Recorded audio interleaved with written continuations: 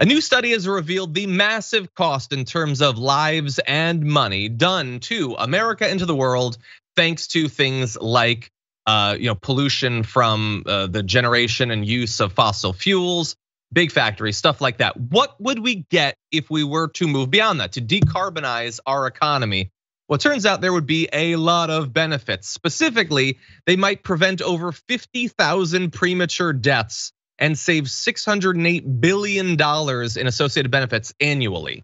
This is from decarbonizing just the US economy, by the way, 50,000 deaths. Now, in light of the pandemic, maybe people don't prioritize that number of lives as much as they would have in years past, but it seems significant. It seems worth fighting for.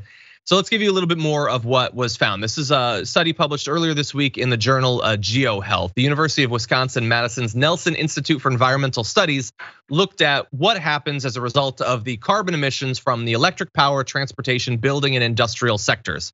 And that, by the way, accounts for about 90% of the greenhouse gas emissions.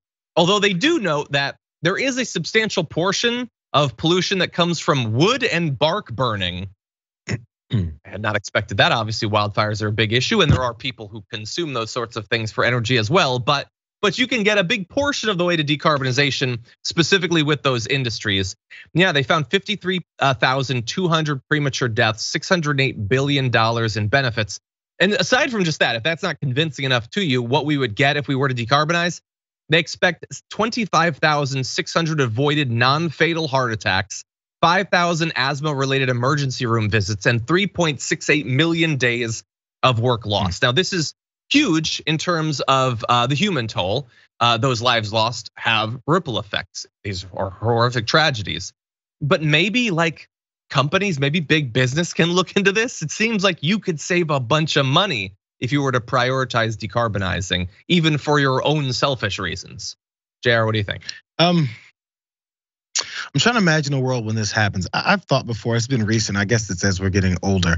But I'm like, I'd like to see the day when actually we understand that humans are worth legislating to help live longer or survive or benefit or thrive even. And things like this would make that happen, right? Like we'd save that much money, so many more work hours, so many more healthy people. People probably life expectancy would get longer just in general. Those things are good for human experience and human existence, but they're not good for as much money making or as much as thwarting people's ability to get further. The way our structure is, at least in this country, is it's good to have these folks who have, and enough people that has to be a significant majority that just don't, so that they have to continue to fight and climb over each other in order to get to that potential aspirational goal of being one of the have that can control things. But if we have too many people that have opportunity, that aren't stressed, that aren't sick, that don't have to take that minimum wage job, I don't have to do it. We might actually get people that work at McDonald's the way the Republicans describe them as 16-year-olds, which is absolutely not the case.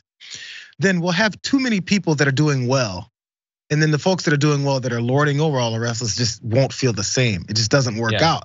So I don't think that they miss that this would be a benefit to society. They just don't want it to be a benefit to society. So, I mean, I guess the human interactions or the humans' propensity to do horrible things would have to change. I just don't see that happening. Yeah, and the issue is, call me the pessimist. I actually will. Although I'm feeling a bit of it now too. But we're gonna stick with this for a bit. So, like the people who would benefit the most by making this transition are the people with the least power to actually force it to actually happen. Those who have the ability to do it are going to necessarily find that hypothetical future less appealing because they're already prospering already. They're already doing better. They have health insurance. They can go live in the mountains or something like that, vacation somewhere where they'll feel healthy or whatever. They're going to be protected. And that is really the issue. That is why the government is supposed to get involved in these sorts of cases. You are not gonna have industry until the economic case is indisputable. They're not going to willingly do this if there are any costs associated with it. Now, we are every year moving closer and closer to that point where cleaner generation of energy and all that is cost competitive with all of it. It's already in a lot of parts of the world better than something like coal specifically, but we can't necessarily wait that long. 50,000 lives a year being lost should be unacceptable. But unfortunately, the people with power right now don't consider it to be, because they apparently don't think that they're the ones that are actually losing those lives. And I want to go. Sorry. No, continue. We just lost 1 million lives from COVID, and that number is still going. 100%. How much do they care about that? How much have we even memorialized that? I'm not sure if they have. Maybe they have, and I missed it because we've been talking about election stuff so much, and everything else is happening with politics. But no, that's a threshold.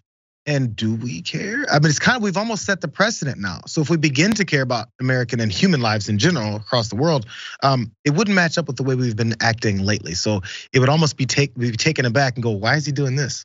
We don't care about human life. 50,000, come on. Yeah, and by the way, like, it isn't just that the wealthy CEOs and the 1% don't care. They don't. They've convinced us not to. Like, the vast majority of people who don't give a damn about 1 million people having died of COVID are not wealthy people. They have become active, enthusiastic participants in their own slaughter when it comes to COVID.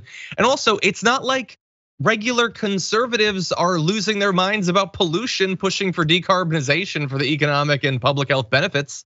They're not. Like, when we criticize wealthy people, like when I criticize Elon Musk or whatever, like every day I go up against the cultists. These are regular people, as beaten down economically as anyone, that have been convinced that no, these are our heroes. They will save us. They actually have our best interests at heart. If I tweet nice things at them, they will lift me up like Charlie in the Chocolate Factory and make me rich too. They really do seem to believe this. And we need to get through to people that these are not our allies. At the very least, the vast majority are not. Now, really fast, I want to jump to one other aspect of this super quickly in terms of worldwide deaths due to pollution. We're talking about the effects inside the United States, but we're just one country. Worldwide, new study shows pollution is killing 9 million people a year. It's responsible for 1 in 6 deaths of all deaths worldwide. It dwarfs road traffic deaths, HIV/AIDS, malaria, tuberculosis, drug and alcohol misuse. The economic impact is $4.6 trillion or $9 million every minute. And I remember we talked about this years ago, one of the estimates of pollution deaths. It was at 6 million. Like, while I've been doing this thing, we're losing millions of people from something that is 100% needless. And there's really no campaign to stop it. So remember, like, doing everything we can to fight climate change, super important. But protecting the environment is not just about overall climate change and heating. This pollution is damaging its own right.